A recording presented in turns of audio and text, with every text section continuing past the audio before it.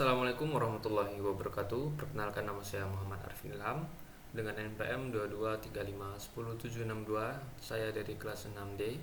Di sini saya akan menjelaskan kembali tentang mesin translation dan juga eh, materi presentasi dari kelompok yang lain. Mesin translation merupakan proses penerjemahan dari teks dari satu bahasa ke bahasa yang lain secara otomatis dengan bantuan komputer.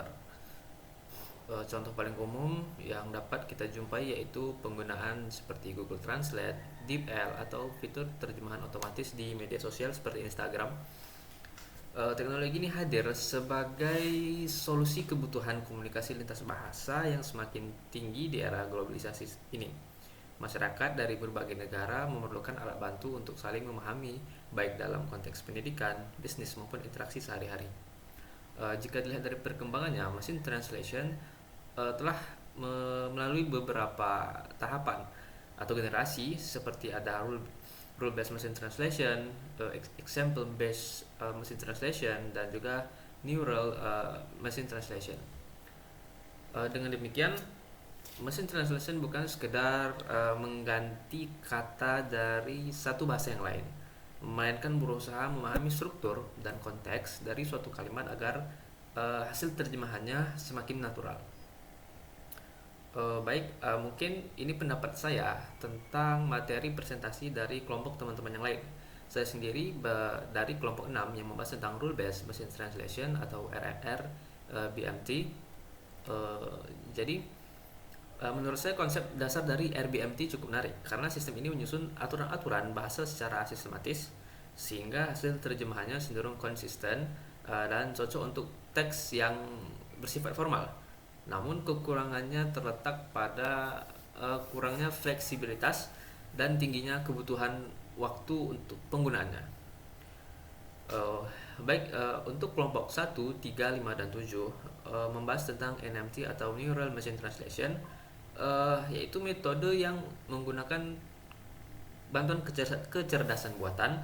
Sistem ini belajar dari data terjemahan sebelumnya yang mampu menangkap konteks kalimat sehingga hasil terjemahannya terasa lebih alami seperti layaknya bahasa manusia. Meskipun demikian, NMT tetap memiliki kendala, terutama dalam menerjemahkan teks teknis dan konteks yang ambigu, dan juga membutuhkan data pelatihan dalam jumlah yang cukup besar dan komputasi yang tinggi.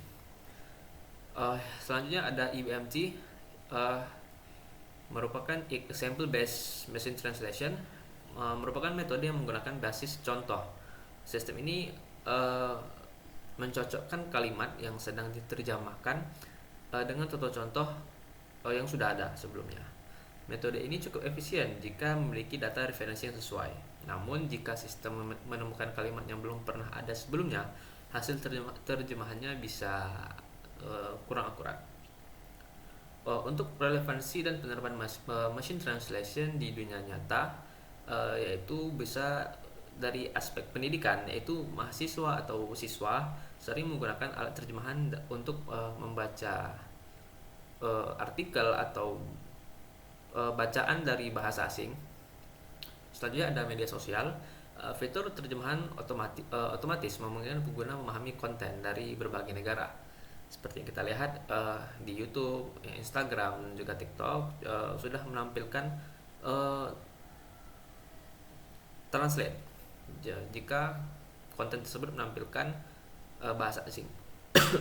Baik, selanjutnya ada bisnis internasional. Komunikasi dengan klien atau rekan kerja dari luar negeri menjadi lebih mudah dengan adanya bantuan machine translation ini, seperti contohnya ada Google Translate, DeepL, dan lain sebagainya.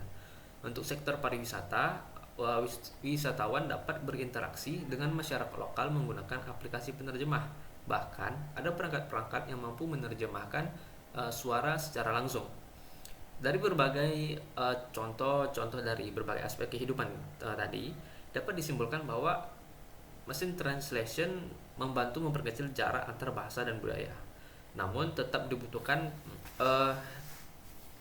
kehati-hatian karena hasil terjemahannya belum sepenuhnya akurat, terutama dalam konteks budaya atau istilah-istilah khusus.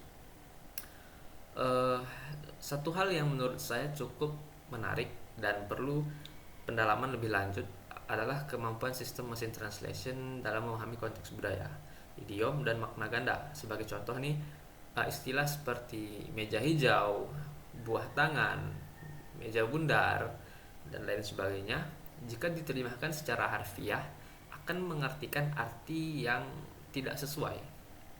Jadi kondisi ini menunjukkan bahwa meskipun teknologi semakin maju, pemahaman terhadap konteks lokal dan budaya masih menjadi tantangan tersendiri bagi sistem mesin translation.